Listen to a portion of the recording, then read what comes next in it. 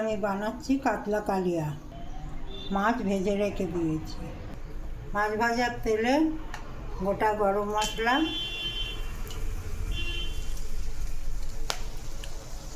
তেজপাতা, 3টে শুকনো লঙ্কা, জিরে দিয়ে দিলাম। এবার একটা গোটা পেঁয়াজ দিয়ে দিচ্ছি। পেঁয়াজ ভাজা হয়ে গেছে, 2টো পেঁয়াজ বেটে রেখেছিলাম, ওটা দিয়ে দিচ্ছি। তেল ছাড়া অবধি কষতে হবে। পেঁয়াজ কষানো হয়ে গেছে, এবার আদা রসুন পেস্ট দেবো।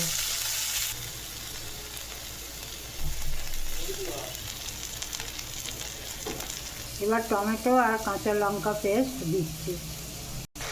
এবার হলুদ, জিরে গুঁড়ো, আন্দাজ মতন নুন আর চিনি দিলাম। মশলা ভালোভাবে কষিয়ে নিয়েছি। এবার 2 চামচে দই ফেটিয়ে নিয়ে দিয়ে দিচ্ছি।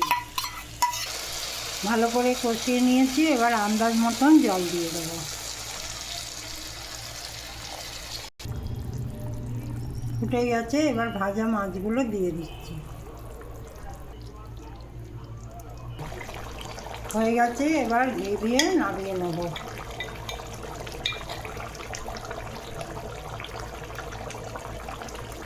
আমার কাতলা কালিয়া রেডি।